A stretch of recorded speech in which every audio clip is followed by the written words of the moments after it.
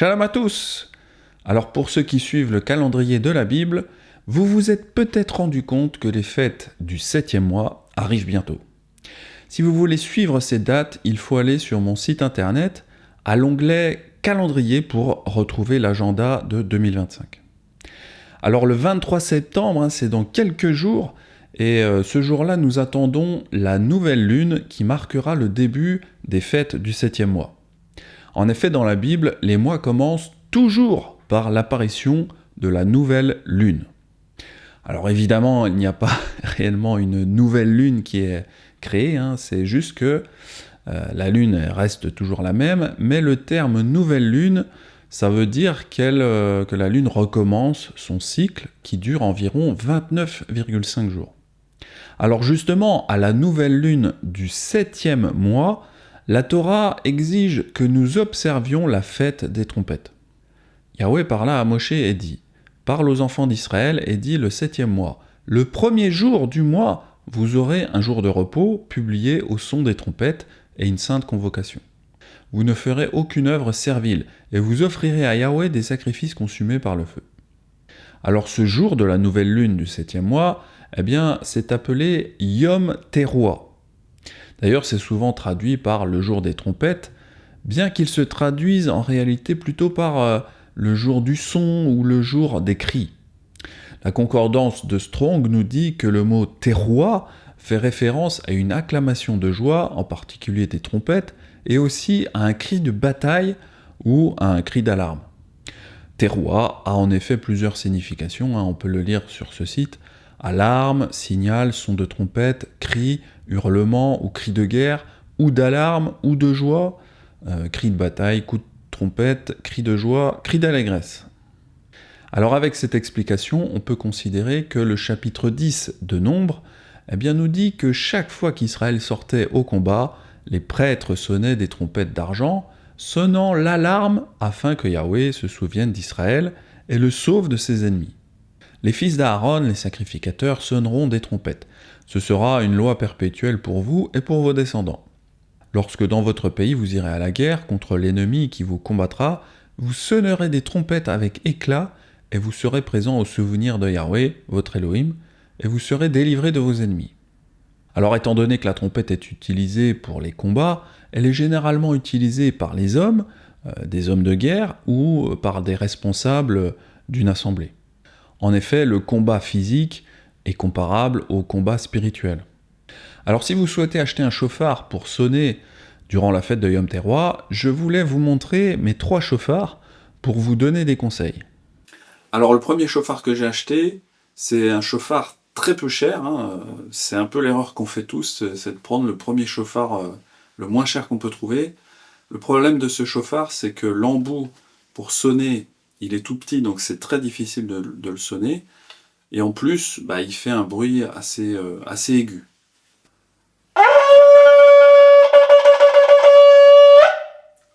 Donc ensuite, j'ai acheté un plus gros chauffard.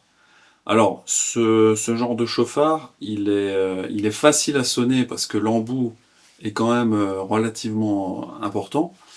Cependant, ce genre de chauffard coûte aujourd'hui, je crois, plus de 200 €, voire 250 € pour en tout cas cette taille-là. Et moi, à l'époque, je l'avais payé 150 €. Donc ça reste un bon choix parce que le son est quand même assez grave, assez intéressant. Par contre, les prix ont explosé, donc c'est vraiment, si vous avez un gros budget, vous pouvez acheter ce genre de chauffard.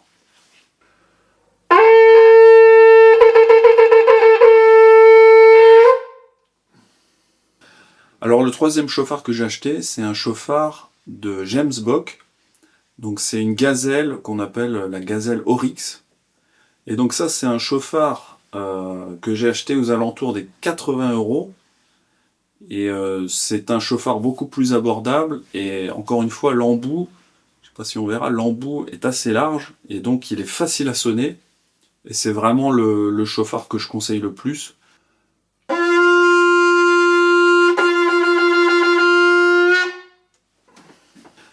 Alors ces 2 chauffards, je les ai trouvés sur le site mychauffard.com. Donc voilà, je vous recommande ce site parce que c'est des chauffards de très bonne qualité, j'ai rien à redire.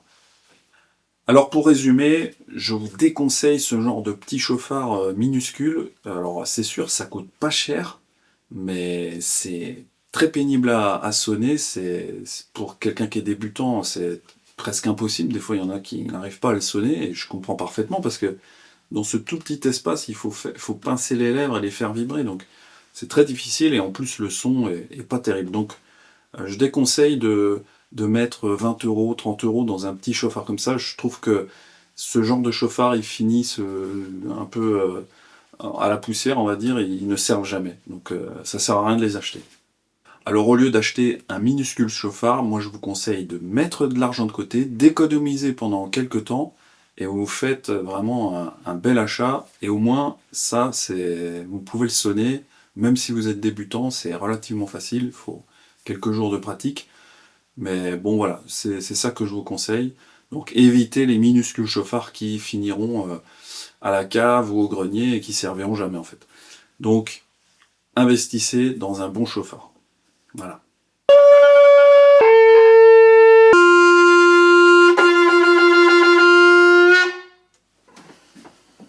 Bon voilà, fin de l'aparté sur le choix d'un bon chauffard. Revenons maintenant au rendez-vous de Yom Teruah. Alors, comme on l'a expliqué, Yom Teruah tombe à la nouvelle lune du 7e mois. Yahweh a établi pour nous des rendez-vous. Et en hébreu, on parle de Moedim, et vous avez le chapitre 23 du Vayikra qui parle de tous ces rendez-vous. Parle aux enfants d'Israël et tu leur diras, les fêtes Moedim de Yahweh que vous publierez seront de saintes convocations. Voici quels sont mes Moedim. Donc le terme hébreu c'est Moedim. Moedim c'est le pluriel de Moed. Alors ce terme est souvent traduit par fête, solennité ou assignation. On peut aussi parler de rendez-vous ou de temps fixé. Le chapitre 23 de Lévitique donne la liste de toutes les Moedim, mais il existe une Moed qui n'est pas une fête, c'est Yom Kippour, qui est un jour d'humiliation et non de réjouissance. C'est pourquoi le mot fête n'est peut-être pas la meilleure traduction, bien qu'on l'utilise tous, parce que effectivement beaucoup de Moedim sont des moments de joie. Alors vous pouvez utiliser le terme rendez-vous, qui est peut-être plus correct avec la pensée hébraïque. Alors les Moedim sont les moments que Yahweh a fixés pour que nous nous rassemblions pour l'adorer, passer du temps avec lui. L'un des Moedim les plus fondamentaux est le jour de la nouvelle lune, appelé en hébreu Rosh Chodesh. En hébreu, le terme Rosh signifie tête et le terme Chodesh signifie mois. Il fait référence au renouvellement de la lune. En français, on parle de lunaison. Une lunaison, c'est la durée d'un mois lunaire. Et donc, la tête d'une lunaison, c'est quand c'est le début du mois. C'est-à-dire quand la lune réapparaît après avoir totalement disparu. Yahweh nous dit de célébrer ces jours comme des jours spéciaux, en lui apportant certaines offrandes. Prenons par exemple le Nombre, chapitre 28. Au commencement de vos mois, Rosh Chodesh, vous offrirez en holocauste à Yahweh 2 jeunes taureaux, un bélier et 7 agneaux d'1 an sans défaut. Et comme offrande pour chaque taureau, 3 dixièmes de fleurs de farine pétrie à l'huile, comme offrande pour le bélier, 2 dixièmes de fleurs de farine pétrie à l'huile. Alors tous les débuts de mois sont importants, mais ce que nous allons voir, c'est que le Rosh Chodesh du premier mois ainsi que le Rosh Chodesh du 7e mois, ils sont très spéciaux. Le jour de la nouvelle lune du premier mois est également appelé Rosh Hashanah, ou en français le premier jour de l'année. Alors pourquoi ce premier jour de l'année est important ? C'est parce que une fois qu'il est fixé, cela influence et fixe le calendrier de toutes les autres fêtes de l'année. Alors on verra plus loin que Yom Teruah, c'est en réalité le jour de la nouvelle lune du 7e mois, ou Rosh Chodesh du 7e mois. Mais là encore, c'est pas un Rosh Chodesh habituel, il y a certaines exigences et des rites particuliers. C'est pourquoi ce Rosh Chodesh du 7e mois porte son propre nom, Yom Teruah. Alors avant d'aborder Yom Teruah, parlons justement de Rosh Hashanah, c'est-à-dire le Rosh Chodesh du premier mois. Nous voulons aborder la question de la détermination de la tête de l'année, parce que si nous ne le faisons pas correctement, nous ne pourrons pas célébrer Yom Teruah au bon moment. Et ça va poser un problème majeur, parce que comme nous le verrons dans la seconde partie, le moment de Yom Teruah est crucial. C'est-à-dire que nous devons être présents au bon moment pour assister au rendez-vous, sinon nous passerons à côté de bénédictions très spéciales. Alors pour bien planifier la tête de l'année, Rosh Hashanah, il est essentiel de se concentrer sur la gerbe d'orge agitée. Nous allons en voir la raison. Alors pourquoi la gerbe agitée est importante? C'est parce qu'elle symbolise Yeshua, c'est-à-dire nos prémices. Ainsi, tout comme il est dit que toute l'écriture parle de Yeshua, c'est-à-dire qu'elle tourne autour de Yeshua, eh bien le calendrier tout entier tourne aussi autour de la gerbe d'orge. Parce que cet Homer symbolise Yeshua. Alors si vous voulez en savoir plus sur la gerbe agitée, on avait déjà fait un enseignement complet sur ce sujet, donc n'hésitez pas à aller le revoir. L'apôtre Shaul nous dit que la gerbe des prémices fait référence à Yeshua. Mais maintenant, Machiar est ressuscité des morts. Il est les prémices de ceux qui sont morts. Car puisque la mort est venue par un homme, c'est aussi par un homme qu'est venue la résurrection des morts. Et comme tous meurent en Adam, de même aussi, tous revivront en Machiar. Mais chacun en son rang. Machiar comme prémisse, puis ceux qui appartiennent à Machiar lors de son avènement. Donc ce passage nous montre que la présentation de la gerbe agitée est extrêmement symbolique pour nous. Il est essentiel pour tout croyant en Machiar de comprendre ces choses-là. Alors souvent, les Moedim de Yahweh sont séparés en rendez-vous du premier mois et en rendez-vous du 7e mois. Mais de nombreux enseignants utilisent les expressions « fête du printemps » et « fête d'automne ». D'ailleurs, il y a à peu près une semaine, j'ai reçu en commentaire quelqu'un qui me demandait justement quelles sont les dates des fêtes d'automne. Donc on voit vraiment que l'influence de ces enseignants qui enseignent les fêtes de printemps et fêtes d'automne, cette influence est réelle. Bonsoir Benjamin, je cherche désespérément les dernières fêtes d'automne. Je sais que la fête des trompettes arrive, mais je ne sais pas à quelle date. Merci de m'aider. Que le Père vous bénisse. L'utilisation des termes fête du printemps et fête d'automne pose de sérieux problèmes, parce qu'ils ne sont pas nécessairement exacts. Alors en astronomie ainsi qu'en astrologie, le printemps est déclaré au début de l'équinoxe de printemps, et il faut savoir que le concept des équinoxes est très important dans les sciences occultes. Alors l'équinoxe, il dépend de la rotation de la Terre autour du Soleil. Alors, vous avez l'été, qui est la période où les jours sont plus longs et les nuits plus courtes. Puis vous avez l'hiver, où les nuits sont plus longues et les jours les plus courts. Ensuite, il y a deux périodes de l'année, le printemps et l'automne, où le jour et la nuit sont de même durée. C'est ça que signifie le terme équinoxe.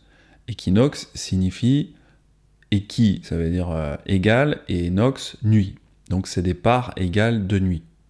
Autrement dit, une journée dure 24 heures, et donc au moment de l'équinoxe, il y a des journées de 12 heures de jour et 12 heures de nuit. Alors on avait déjà montré dans cette étude que l'équinoxe n'est pas une méthode biblique pour définir la tête de l'année. Alors les messianiques utilisent les calendriers rabbiniques pour déterminer la date des rendez-vous avec Yahweh. Mais malheureusement, ces calendriers utilisent le concept de l'équinoxe. C'est pourquoi nous, les Nazaréens, nous ne suivons pas ce genre de calendrier rabbinique, juif, etc. Alors il faut souligner que le printemps commence à l'équinoxe de printemps, c'est-à-dire lorsque le jour et la nuit sont d'égale durée. Le problème, c'est que Yahweh ne mentionne jamais l'équinoxe ou l'équilux nulle part dans les Écritures. Yahweh nous dit de ne pas faire cela, car cela a été découvert par les Grecs. Alors pourquoi incorporer des concepts grecs dans un calendrier hébreu? Cela n'a aucun sens. Mais c'est pourtant ce que font les rabbins, c'est ce que font les karaïtes, et c'est aussi, malheureusement, ce que font la majorité des messianiques en 2025. C'est pourquoi, si vous entendez parler des fêtes de printemps ou des fêtes d'automne, bien vous savez que quelque chose ne va pas. Il est préférable de parler des rendez-vous du premier mois et des rendez-vous du 7e mois. Souvent, les croyants ne comprennent pas pourquoi les Nazaréens célèbrent Yom Teruah, parfois avec plusieurs jours, ou parfois avec un mois de différence avec d'autres calendriers messianiques ou des calendriers juifs. En réalité, c'est parce que nous n'utilisons pas l'équinoxe pour déterminer la tête de l'année. Encore une fois, je le répète, il est important d'établir correctement la tête de l'année, car cela va ensuite déterminer la date de toutes les autres fêtes, et notamment Yom Teruah. Alors, comme nous l'avons vu le jour de la nouvelle lune, Rosh Chodesh, du premier mois, est aussi ce qu'on appelle Rosh Hashanah, c'est-à-dire le premier jour de l'année. Cependant, les rabbins disent que Rosh Hashanah, c'est-à-dire le premier jour de l'année, se situe en fait au 7e mois.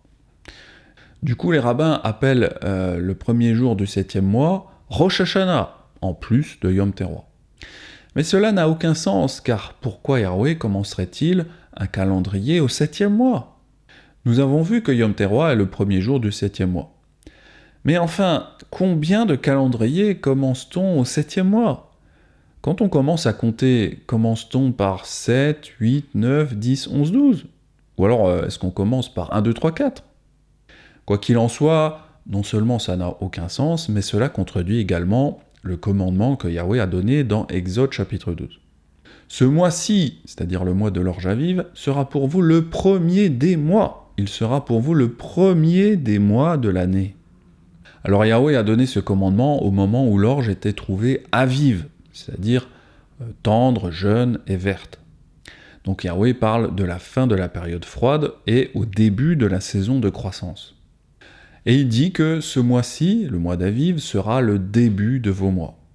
Ce sera pour vous le premier mois de l'année.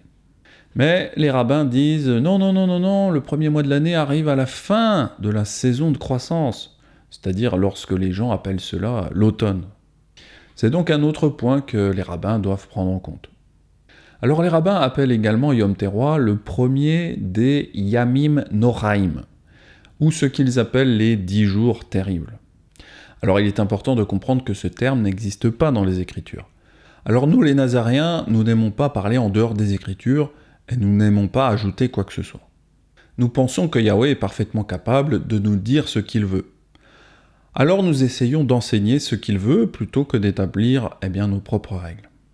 Ensuite, il y a une autre erreur des rabbins, c'est qu'ils considèrent que Yom Teruah dure 2 jours, alors que dans les Écritures, il ne devrait durer qu'un seul jour. Il s'agit du premier jour du 7e mois, et non des premiers et deuxièmes jours du 7e mois. D'ailleurs, c'est ce que Yahweh dit dans Lévitique chapitre 23. Yahweh parla à Moshe et dit « Parle aux enfants d'Israël et dit « Le 7e mois, le premier jour du mois, vous aurez un jour de repos publié au son des trompettes et une sainte convocation. Vous ne ferez aucune œuvre servile et vous offrirez à Yahweh des sacrifices consumés par le feu. » Alors on voit bien dans ce passage que cela ne dure pas 2 jours comme l'enseignent les rabbins. De plus, Yahweh veut qu'on ne travaille pas ce jour-là. Alors vous devriez appeler votre employeur et lui dire que c'est un jour férié pour vous. C'est un jour spécial que nous devons consacrer pour être avec notre époux et roi Yeshua.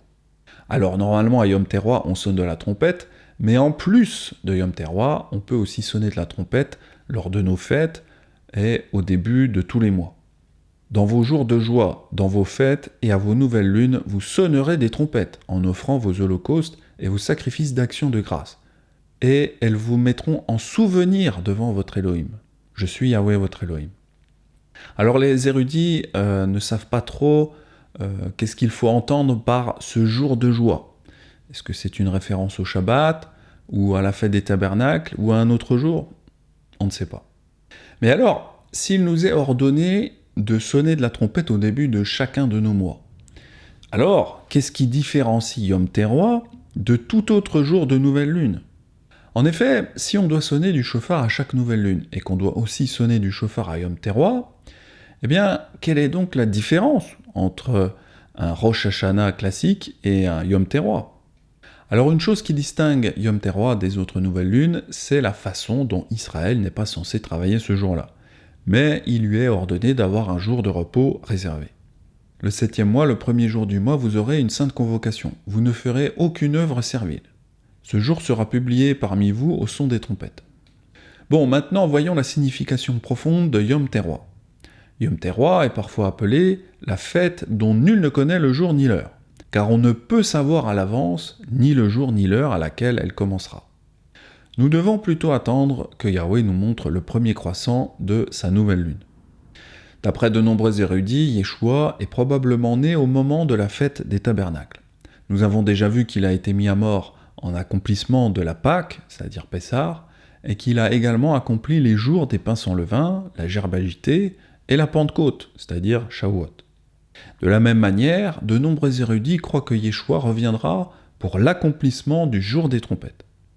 En effet, aucun homme ne connaît le jour ou l'heure de Yom Teruah, avant que le premier croissant de la nouvelle lune ne soit physiquement observé en Israël. Yeshua nous dit aussi qu'aucun homme ne sait le jour ou l'heure à laquelle il reviendra physiquement. Aussitôt après ces jours de détresse, le soleil s'obscurcira, la lune ne donnera plus sa lumière. Les étoiles tomberont du ciel et les puissances des cieux seront ébranlées. Alors le signe du Fils de l'homme paraîtra dans le ciel, toutes les tribus de la terre se lamenteront, et elles verront le Fils de l'homme venant sur les nuées du ciel avec puissance et une grande gloire.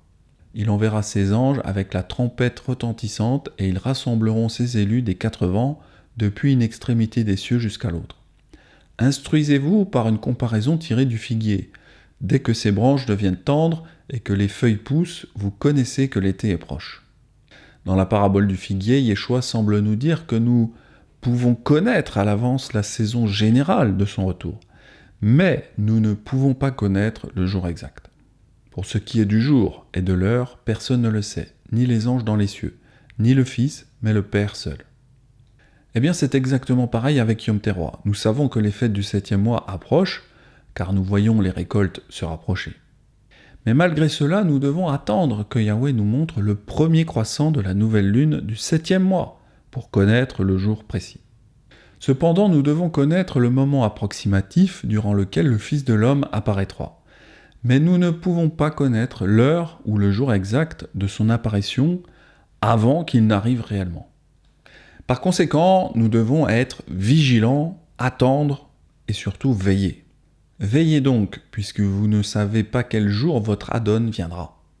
Alors nous avons vu que le judaïsme enseigne que les 10 jours commençant par Yom Teruah et se terminant par Yom Kippour sont appelés les 10 jours terribles. Il faut remarquer que le dernier service de Yom Kippour est appelé Neila, ce qui signifie littéralement « fermé », le concept étant que Yahweh verrouille les portes du ciel contre nous à ce moment-là, si nous ne nous sommes pas déjà repentis. Cela nous rappelle le passage des Vierges folles quand elles trouvent les portes fermées. Pendant qu'elles allaient en acheter, l'époux arriva. Celles qui étaient prêtes entrèrent avec lui dans la salle des noces, et la porte fut fermée. Plus tard, les autres vierges vinrent et dirent « Adon, Adon, ouvre-nous » Mais il répondit « Je vous le dis en vérité, je ne vous connais pas. » Veillez donc, puisque vous ne savez ni le jour ni l'heure. De nombreux érudits croient que le passage dans 1 Corinthiens 15 implique que Yeshua reviendra à Yom Teruah, puisque nous serons changés à sa venue qui se produira à la dernière trompette. Ce que je dis, frères, c'est que la chair et le sang ne peuvent hériter le royaume d'Élohim, et que la corruption n'hérite pas l'incorruptibilité. Voici, je vous dis un mystère. Nous ne mourrons pas tous, mais tous nous serons changés, en un instant, en un clin d'œil, à la dernière trompette. La trompette sonnera, et les morts ressusciteront incorruptibles. Et nous serons changés. Alors les trompettes sont également mentionnées à de nombreux autres endroits dans les Écritures, et les trompettes sont généralement associées au jugement et à la rédemption finale. Ceci est cohérent avec le thème des fêtes du 7e mois en général, car durant ce mois, ce sont les dernières récoltes avant la fin de l'année agricole. Le jugement divin est aussi, en quelque sorte, une grande moisson finale. Je regardais, et voici, il y avait une nuée blanche, et sur la nuée était assis quelqu'un qui ressemblait à un fils d'homme, ayant sur sa tête une couronne d'or, et dans sa main une faucille tranchante. Et un autre ange sortit du temple, criant d'une voix forte à celui qui était assis sur la nuée. « Lance ta faucille et moissonne, car l'heure de moissonner est venue, la moisson de la terre est mûre. » Alors comme nous l'avons déjà vu dans d'autres enseignements, les différentes fêtes bibliques sont symboliques de différentes étapes de l'ancien mariage hébreu. Pour Yom Teruah, la symbolique, c'est quand l'époux arrive pour vivre avec son épouse. Nous savons que l'époux arrive car des messagers crient et annoncent son arrivée. Nous trouvons cette symbolique dans Matthieu 25. Au milieu de la nuit, on cria « Voici l'époux, allez à sa rencontre !» Alors toutes ces vierges se réveillèrent et préparèrent leurs lampes. Dans cette fameuse parabole des 10 vierges, on est vraiment dans le thème des fêtes du 7e mois. Au verset 6, il est écrit qu'au milieu de la nuit, on cria. Et on a vu que « teruah » signifie « crier ». Que ce soit un cri de guerre, un cri de joie, ou un cri pour prévenir de quelque chose. Et puis la parabole se termine sur ces versets où Yeshua dit aux vierges folles qu'il ne les connaît pas. Mais il répondit, « Je vous le dis en vérité, je ne vous connais pas. Veillez donc, puisque vous ne savez ni le jour ni l'heure. » Alors avec le calendrier de l'Aviv, qui dépend de la maturité de l'orge, pour le début de l'année, et l'observation de la nouvelle lune, pour fixer les mois, eh bien, on arrive à comprendre ce verset qui dit qu'on ne connaît ni le jour ni l'heure. En effet, Yom Teruah, c'est vraiment la fête où on ne sait pas prédire la date au jour près. On me demande souvent « Benjamin, tu peux me donner le jour de Yom Teruah précisément, s'il te plaît ?» Et je réponds souvent « Eh bien, je ne sais pas te donner le jour exact. » Et souvent, les gens ne comprennent pas ce concept d'un calendrier où l'on ne connaît pas à l'avance les dates. En général, quand je réponds aux gens que je ne peux pas connaître les dates en avance, ils s'en vont voir ailleurs rapidement pour trouver un calendrier qui leur correspondra plus et qu'on pourra leur prédire avec exactitude les dates des fêtes. Je crois que cela effraie beaucoup de gens quand ils ne savent pas quand un événement doit arriver. Mais pourtant, cette idée de ne pas savoir une date, eh bien c'est vraiment biblique. Cependant, c'est pour cela que le calendrier de l'Aviv n'est pas très connu ni apprécié, parce que les gens ne supportent pas d'entendre cette phrase. Veillez donc, puisque vous ne savez ni le jour ni l'heure. Beaucoup de gens préfèrent les calendriers rabbiniques de Hillel II ou celui d'Enoch, parce que toutes les dates sont prévues à l'avance. Alors je comprends tout à fait que cela soit beaucoup plus pratique pour prendre ses congés à l'avance. Mais d'un autre côté, cela casse tout le concept de la fête de Yom Teruah, qui est justement une fête symbolique de l'annonce, le cri qui nous prévient que Yeshua arrive. On ne sait pas quand ça va arriver. Donc je trouve que le calendrier de l'Aviv est un calendrier qui permet de vivre et de comprendre ce verset qui nous dit qu'on ne connaît ni le jour ni l'heure. Avec les autres calendriers rabbiniques ou énochiens, on ne peut pas vraiment vivre et comprendre les Écritures. Voilà, pour conclure sur la fête de Yom Teruah, il ne faut pas travailler parce que c'est un Shabbat, c'est un repos, et il faut si possible sonner du shofar pour que Yahweh se souvienne de nous, c'est-à-dire pour réveiller sa miséricorde. Il faut aussi se réjouir avec un bon repas, des chants, on peut crier de joie. Il faut aussi sonner du shofar pour être réveillé et prêt pour le retour de Yeshua. Donc n'hésitez pas à relire la parabole des 10 vierges. C'était un enseignement de Nazarene Israël. Je vous souhaite à tous et à toutes une très bonne fête de Yom Teruah. C'était Benjamin, Shalom.